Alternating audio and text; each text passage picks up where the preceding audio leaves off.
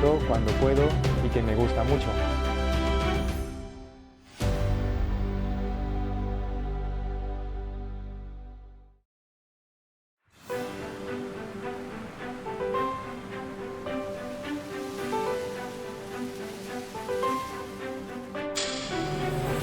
欢迎收听由央广主播台提供给您的 RTI News。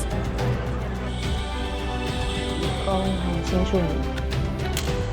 Kembali dengan Radio Taiwan Internasional Siaran Bahasa Indonesia bersama saya. Que sigo escuchando cuando puedo y que me gusta mucho.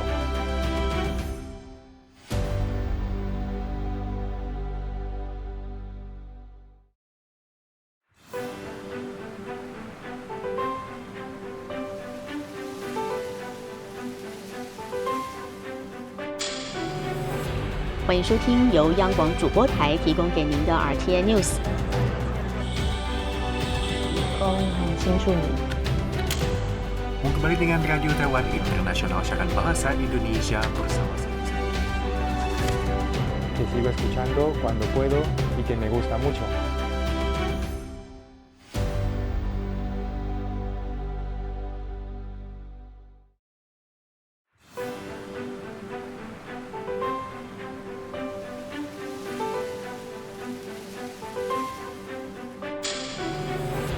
欢迎收听由央广主播台提供给您的 RTI News。很清楚你。 Kembali dengan Radio Taiwan Internasional Siaran Bahasa Indonesia bersama saya. Iya, selamat siang semuanya. Saat ini kita udah live ya. Coba dengerin dulu apakah ada suaranya. Apakah mendengar suara saya? Tarin belum. Oke, sudah nih. Oke, udah masuk ya. Coba Kak Cindy coba tes mic dulu. Apakah sudah masuk nih ya suara Kak Cindy dan Kak Linda ya, Kak Linda teman-teman? coba. Halo, Wow, oke. teman-teman semuanya. Sekali lagi. Yo, tetap suaraku kencang sekali sepertinya ya Oke, teman-teman mantap. ya. Oke, jadi hari ini kita bakal ngobrol-ngobrol seru nih ya terkait emang beberapa topik yang lagi hangat-hangatnya. Apalagi khususnya yang ada di Taiwan ya. Bisa dibilang begitu lah ya. Tapi sebenarnya kasus satu ini ataupun topik satu ini udah menjadi salah satu gimana ya, suatu masalah yang emang udah terjadi dari dulu. Cuman aja beda metode, tapi cara menjalani modusnya juga berbeda-beda. Kalau dulu kan mungkin lebih polos ya. Tapi kalau sekarang kan lewat HP juga bisa dilakukan, bahkan lewat komputer gitu ya. Maka dari itu info hari ini sangat penting sekali ya teman-teman ya. Oke, jadi untuk radio, coba sekali lagi sebelum kita mulai, Kak Cindy. Halo tes 1 2 3. Halo tes 1 2 3. Oke ya, kalau gitu kita mulai aja untuk yang radio ya. Halo, selamat siang pendengar Radio Taiwan Internasional siaran dalam bahasa Indonesia. Kembali lagi nih dengan acara obrolan RTISI bersama saya nih Aditya Nugraha di sini. Dan hari ini ya kebetulan ada dua Sri Kandi yang datang tiba-tiba muncul di layar kaca Anda. Dan nggak tahu ya kenapa tiba-tiba muncul, mungkin aja karena Typhoon Danas ketiup langsung muncul dalam studio atau gimana, saya juga kurang tahu. Tapi ya siapa dulu nih Sri Kandi nih? Saya Perkenalan dulu. Cindy ya teman-teman ya. Pasti kalian jarang sekali nih melihat wajah saya di obrolan RTISI. Kemudian Iya, satu benar. lagi nih apa nih? Dan saya juga nih ya teman-teman ya, partnernya Kak Cindy yaitu Linda. Oke, jadi hari ini kita bakal ngobrol-ngobrol santai nih ya terkait salah satu topik yang panas-panasnya lah di Taiwan ya. Yang pertama mungkin soal typhoon yang baru aja lewat. Itu adalah Typhoon Danas yang sesuai namanya ya, kalau D-nya diganti G berarti lumayan ganas juga. Bahkan yang mana typhoon kali ini juga menimbulkan beberapa kerusakan ya, bahkan banyak sekali tiang listrik yang roboh. Bahkan gapura destinasi wisata kelenteng kuil terkenal juga sempat roboh gitu ya. Kuilnya di mana kalau boleh tahu, Kak Linda? Di Tainan ya, namanya Takun Sentai Tai Tien nih teman-teman ya. Jadi itu sejarahnya udah 42 tahun dan sebenarnya pilar-pilarnya itu terbuat dari batu, bukan dari batu tapi dari pohon cemara yang usianya udah ribuan tahun. Iya. Dan harganya sekarang itu per pilar adalah 20 juta dolar Taiwan teman-teman. Betul, jadi sempat roboh juga dan ini juga menjadi perbincangan hangat ya. Apakah nanti gapuranya bakal tetap pakai yang sama atau bahkan di gimana gitu ya? Diganti beton kali ya. Kita nggak tahu lah. Tapi yang pasti intinya banyak sekali karena kerusakan yang diakibatkan oleh Typhoon Danas tersebut. Bahkan ada banyak sekali rumah-rumah yang listriknya mati ya. Kemudian anginnya juga sangat kencang sekali, bahkan ada beberapa teman-teman sekolah gitu ya, itu sempat post di TikTok ataupun media-media sosial, misalkan anginnya itu seberapa kencang gitu ya. Kemudian bahkan jendelanya itu tiba-tiba pecah gitu loh karena tiupan anginnya. Bahkan ada juga misalkan kayak papan-papan nama toko itu sampai berterbangan, kemudian menimpa motor ataupun mobil gitu ya. Jadi intinya kalau udah yang namanya typhoon, apalagi kalau emang dari pemerintah setempat udah mengumumkan libur ya, kalau bisa itu sebisa mungkin jangan keluar lah ya. Karena kan biasanya kalau orang bilang, libur typhoon nih besok, biasanya ngapain nih Kak Cindy? Wah, kalau libur typhoon sih biasanya karaokean ya teman-teman. Ada ya. itu kan. Jadi ini juga gak boleh ya teman-teman ya. Kalau Kak Linda ini gimana nih? Senyum-senyumnya ini kayaknya gimana ini? Ya tidur di rumah. Nah gitu kan ya. Jadi intinya jikalau emang udah diumumkan ya besok itu libur ya, usahakan semaksimal mungkin tetap aja di rumah. Tapi ya dengan tanda kutip yaitu adalah ransumnya di rumah itu harus disiapkan dengan baik ya, untuk ya boleh belanja dulu ke swalayan terdekat ataupun supermarket untuk ransum 1-2 hari lah ya. Mungkin mie instan gitu kan ya, ataupun mungkin biskuit dan yang tak kalah pentingnya itu adalah air mineral gitu loh. Jadi kalau satu orang mungkin satu hari bisa seliter, otomatis kan sekali beli yang gede aja lah. Kalau yang namanya air kan mending lebih ya daripada kurang kan ya. Betul. Dan juga buah-buahan ya teman-teman ya. Karena mungkin dalam beberapa minggu mendatang harga buah-buahan ini akan menjadi mahal sekali. Karena Typhoon Danas ini juga merontokkan mungkin ratusan ribu pohon pomelo ya, di mana buah-buah pomelo ini berjatuhan atau gugur sebelum panen di daerah Matau dan juga Siaing nih teman-teman. Betul. Jadi kerugiannya dipastikan ya di sektor perikanan dan juga perkebunan ini mencapai jutaan dolar Taiwan nih teman-teman.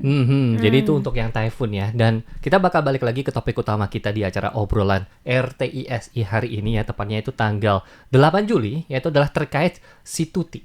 Wah, kalau tadi kan si Dana, sekarang si Tuti. Tuti adalah singkatan dari Tukang tipu. Nah gitu ya. Jadi yang namanya tukang tipu ini itu bakal muncul mungkin dari 4 arah, itu bakal muncul semua ya, dengan modus yang berbeda juga. Bahkan mungkin nih, bahkan saudara sanak keluarga juga mungkin aja nih ya bisa menjadi si Tuti ya. Mungkin aja loh ya. Bisa jadi nih ya. Mungkin, tapi tetap aja pada intinya kalian harus berhati-hati ya, Kak Cindy ya, atau Kak Adit juga ya. Semua orang itu bisa aja jadi Tuti, dan semua orang bisa jadi korban. Jadi semua orang wajib berhati-hati. Betul. Dan untuk yang di Taiwan sendiri sih saat ini sih lagi panas-panasnya. Saya juga kurang tahu apakah benar atau enggak ya. Yaitu adalah terkait satu topik yang dimana ada mungkin sekelompok orang ataupun mungkin 1 atau 2 orang lah ya gitu ya, bisa dibilang begitu, yang membuka kursus bahasa gratis ya di internet atau mungkin secara daring ataupun luring gitu ya, secara gratis. Tapi nggak taunya pas ketika udah belajar secara gratis itu nggak taunya ada unsur-unsur jual-jual produk di situ loh.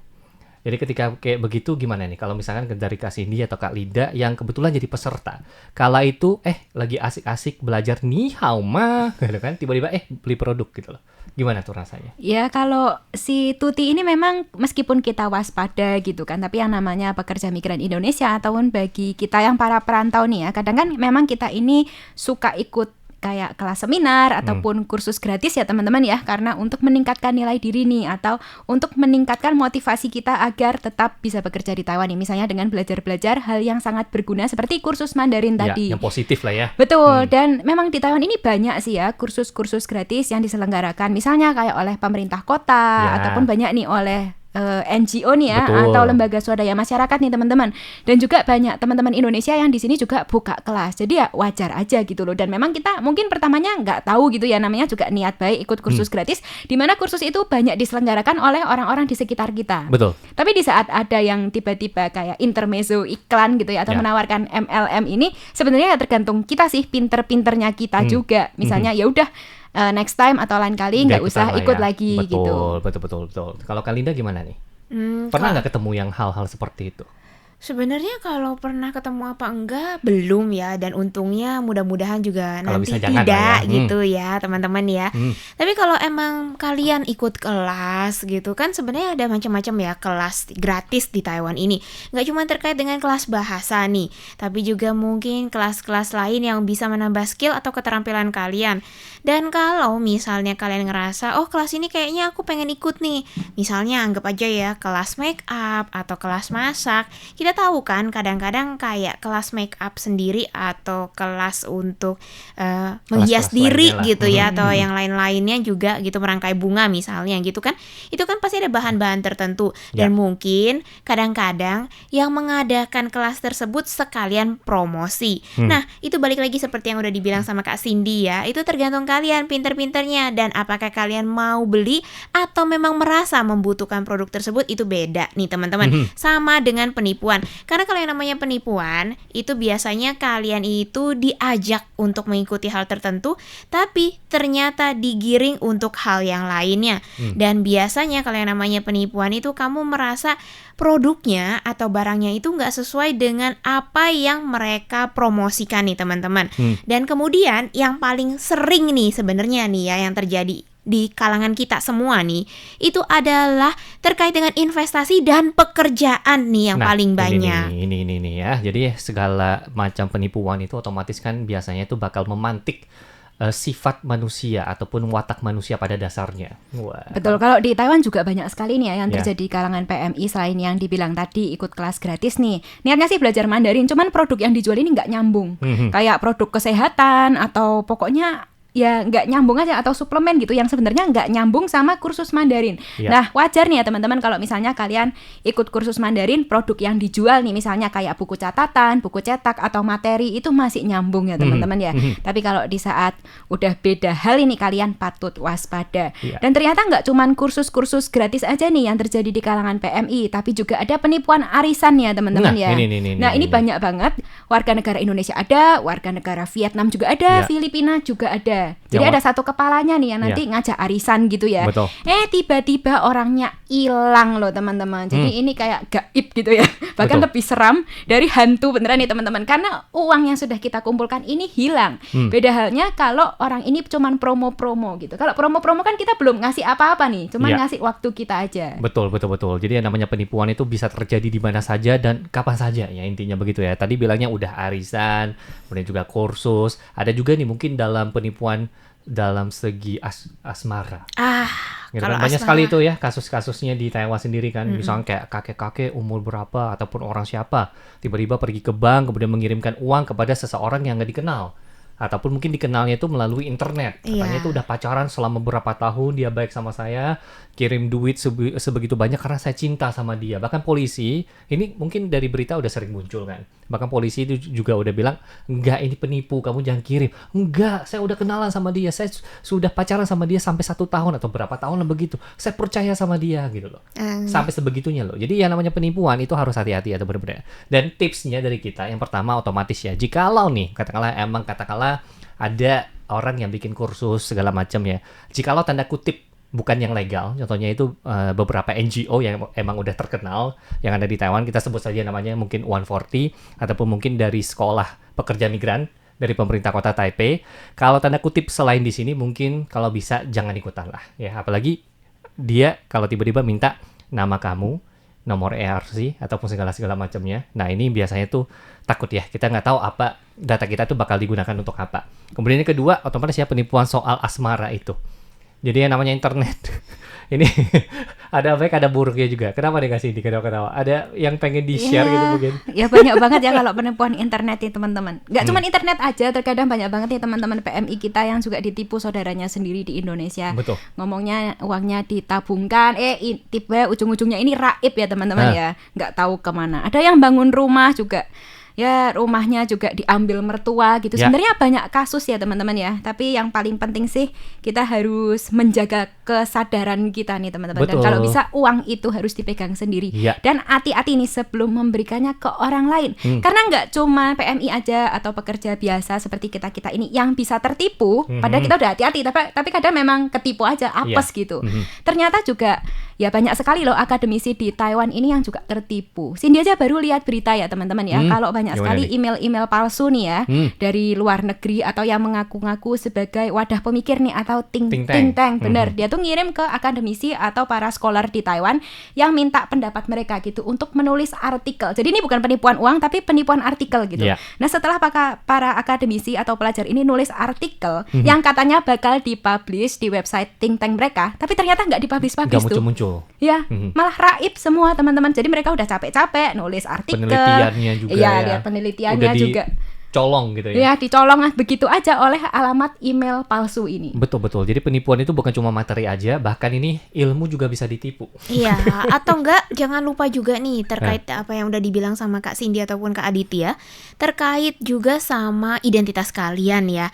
Kalau tadi kan kalau ERC gitu ya atau fotokopi identitas diri sebaiknya juga jangan dikasih ke orang lain. Nah, ini nih, betul. Apalagi yang nggak dikenal sama sekali gitu ya. Kalau misalnya mereka butuhnya karena hal-hal yang emang formal gitu, misalnya dari pejabat pemerintah dan itu resmi, itu silakan. Betul. Tapi kalau enggak ya sebaiknya berhati-hatilah. Dan jangan lupa juga nih sekarang ini yang juga ada terdengar beritanya itu terkait dengan bank yang penipunya itu pura-pura menjadi bank. Aduh. Ya, jadi Oke. kadang-kadang kirim lewat SMS, terus minta tolong supaya kalian langsung klik ya dari SMS atau via internet. Tapi ternyata identitas tersebut ya atau website tersebut adalah website palsu. Yang dibikin sedemikian rupa gitu ya. Iya, dan sangat mirip dengan yang sekali orisinil. dengan yang asli. Jadi sebaiknya kalau terkait dengan uang atau bank, langsung aja ya ke kantornya nih teman-teman. Betul. Dan ini juga ya teman-teman ya bisa dijadikan sebagai sebuah pelajaran juga, apalagi kan di teknologi saat ini ya, di zaman now ini kan dikit-dikit handphone, dikit-dikit komputer gitu kan ya. Dan kita kalau udah scroll medsos itu biasanya juga bakal ada yang namanya iklan-iklan. Dan kalau dulu itu sempat heboh itu karena ada iklan yang menawarkan, ayo jual buku tabungan Anda, kartu ATM Anda dengan harga yang sangat tinggi. Misalkan ya, satu buku tabungan bisa dipatok dengan harga 100.000. Mau nggak? Enggak. Wah, enggak juga sih. Bagi Takutnya- orang yang mau pulang lumayan loh ini 100.000. Tapi ingat ya teman-teman ya, ketika Anda mendapatkan 100.000 ini, otomatis Anda juga secara nggak langsung itu menjadi kaki tangannya sindikat penipuan. Ya dimana akun Anda itu bakal digunakan untuk menipu orang. Dan ketika teman-teman semua balik lagi ke Taiwan untuk bekerja ataupun mungkin untuk studi lah, mungkin aja nih ya di bandara itu bakal langsung diborgol. Kenapa? Akun Anda udah dipakai untuk penipuan dan ketika kedeteksi ya nama Anda yang muncul, jadi ketika Anda masuk ke Taiwan lagi, nah langsung deh harus berurusan dengan yang namanya hukum-hukum tersebut ya. Jadi ingat ya, jangan asal kasih dokumen pribadi Anda kepada orang lain ya, jangan percaya juga sama orang-orang ya, dia teman baik saya Kak, jangan, apalagi kalau udah diminta untuk tanda tangan yang nggak jelas ya, semuanya itu bahasa cacing semua. Karena takutnya nanti ketika Anda tanda tangan itu adalah kayak surat hutang, otomatis kita pun harus bertanggung jawab nih secara hukum loh ya untuk membayar hutang-hutang tersebut. Yang minjam bukan kita, tapi kita yang bantu bayarin ya teman-teman ya. Dan otomatis ya segala macam janji-janji manis yang di luar sana kalau bisa jangan didengarkan ya teman-teman ya. Oke deh, dan dikarenakan masalah waktu nih acara radio untuk di radio kita akhir dulu sampai di sini. Oke. Untuk di Facebook tetap jalan. Tetap jalan ya. Nah ini kan Kak Adit barusan ngomongin soal penipuan buku tabungan ya teman-teman. Memang ini marak sekali terjadi di kalangan pekerja migran asing nih, dimana kalau yang mau pulang ya udah lagi pulang, aku mau pulang, aku mau pensiun, aku Iya, nggak itu. mau ke Taiwan lagi. Nah tapi ini imbasnya itu teman-teman bisa sampai ke kita yang tidak melakukan penipuan sama sekali. Jadi Ya. kayak misalnya sekarang kantor pos gitu ya, Chonghua Pos dan juga bank-bank lainnya itu juga banyak sekali membekukan atau jetong rekening-rekening kita nih yang melakukan transaksi banyak. Misalnya kayak Cindy mungkin kirim uang ke Kak Linda gitu ya. Ya atas tujuan ya kirim uang aja gitu sesama teman atau mungkin jualan kecil-kecilan gitu ya. Pokoknya saat kita melakukan transaksi keuangan, itu bank itu bisa langsung ngeblokir rekening kita atas dugaan penipuan. Padahal Iya. kita ini nggak ngapa-ngapain gitu loh. Iya, jadi harus hati-hati tuh ya, apalagi yang soal berkaitan dengan bank. Bahkan nomor telepon kita ini juga nggak bisa ngasal nih kalau kasih. Maksudnya biasa kan orang bilang ya udah saya daftar nomor telepon, ketika saya pulang ke Indonesia ya udah nomor saya kasih aja ke orang lain gitu kan ya. Iya nggak sih? Pernah Iya, nggak benar. begitu? Kalau kita di Indonesia kan mungkin Minjem maaf nih. lah.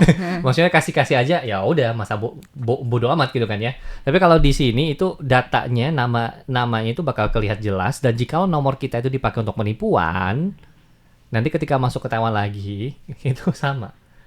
Nanti hasilnya itu mungkin aja diborgol ataupun bahkan harus ikut ke pengadilan gitu loh, karena nomor kita itu dipakai untuk penipuan. Saya pernah ada temen waktu itu nomornya jatuh pas lagi jalan-jalan di Tamsui kalau nggak salah. Jatuh, kemudian beberapa bulan kemudian dapat surat pengadilan. Katanya itu nipu orang dengan nomor itu. Terus kemana itu temennya? Harus ke pengadilan 2-3 kali. Wah. Jadi harus memberikan kesaksian. Apakah benar kamu yang melakukan ini segala macam? Enggak gitu. Saya emang nomornya jatuh dan ketika itu ketika udah jatuh saya juga nggak melaporkannya ke pihak Telekom misalkan nih katakanlah ya PT yang memberikan nomor itu gitu loh. Jadi biasanya kalau di sini nomornya jatuh ataupun hilang kita itu harus lapor diri.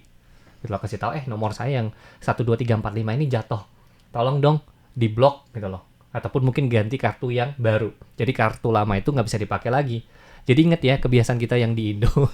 Kalau bisa itu jangan digunakan di sini ya. Karena di sini segala macam hal itu bisa tercatat dengan jelas. Baik itu data ataupun mungkin nih CCTV yang ada di pinggir jalan. Kita nggak tahu nih ya. Contohnya itu kayak waktu kemarin juga ada satu orang pas lagi kerja, lagi belanja di minimarket, dompetnya jatuh. Isinya itu 40.000. Dan ini adalah seorang ayah tunggal nih yang harus membesarkan 2 anak gitu loh. Jadi isi dompetnya 40.000 dan juga dokumen-dokumen yang lainnya. Dan kala itu dipungut oleh seorang pesepeda. Jadi pesepeda ini udah pungut tapi nggak balikin duitnya gitu loh. Dan lucunya dalam waktu hitungan detik atau menit polisi itu udah tahu dia siapa. Bahkan ketika dia masuk ke minimarket untuk beli barang itu udah kelihatan banget mukanya. Jadi intinya di Taiwan ini juga nggak boleh ngasal ya. Ketika teman-teman nih inget ya, ketika Anda lagi di pinggir jalan atau di mana ketemu tuh yang namanya kartu Easy Card, Yoyoka atau iPass gitu kan ya. Jangan seneng teman-teman. Ya, ada juga nih teman saya nih, begitu. Sempat ketemu kartu iPass atau Easy Card yang jatuh, dia pikir ini rezeki saya nih. Lumayan, ya kan? berapa Lumayan ratus. gitu kan ya. Kemudian dia pergi ke Family Mart buat beli minuman 35 NT atau apalah begitu dengan Easy Card yang jatuh itu. Besoknya dapat panggilan dari polisi. Bukan besoknya malah, sorenya, malamnya. Dapat karena dari pemilik kartu Easy Card itu bisa lacak.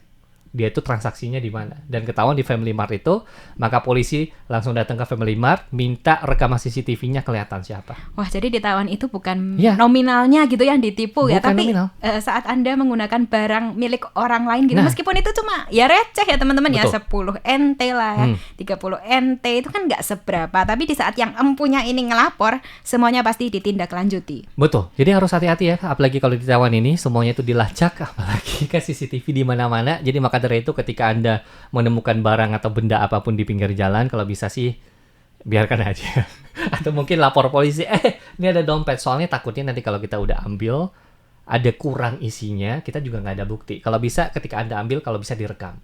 Oke. Gitu loh. Jadi ada bukti, saya nggak buka sama sekali loh gitu loh. Nah kalau bisa langsung dimasukkan ke plastik, disegel deh. Pokoknya rekam terus sampai ke kantor polisi, baru. Soalnya takutnya kita pernah juga kejadian. Ada satu orang mungut dompet, dia nggak buka sama sekali, nggak taunya dari pemilik dompetnya itu bilang, duit saya kurang nih. Gitu. Nah, gimana cara buktiinnya? Ya emang nggak ada bukti ya kalau Iya kan? Iya, kalau Maka udah dari kayak itu gitu, ya. kalau bisa itu direkam dulu. Jadi jangan sampai ini juga kayak maksud hati kita itu baik gitu kan, pengen pungut kemudian balikin ke pemiliknya gitu kan. Tapi ketika pemiliknya itu ketemu orang yang begitu, kan susah gitu ya teman-teman ya. Oke deh, jadi mungkin untuk obrolan RTISI di hari ini sampai di sini dulu ya teman-teman ya. Atau mungkin dari Kak Cindy atau Kak Linda ada yang mau ditambahin lagi? Ya, intinya waspada aja ya teman-teman ya Iya. akan penipuan dan berhati-hati saat memungut barang orang lain yang jatuh. Kalau bisa langsung dikembalikan atau suruh petugas di sekitar lah, petugas MRT atau ya petugas di sekitar lokasi lah untuk membantu Anda memungutnya. Betul. Kemudian dari Kak Linda ada yang mau ditambahin? Ya paling benar sih sebenarnya langsung diambil tapi langsung ditaruh gitu ya ke Iya. petugas gitu.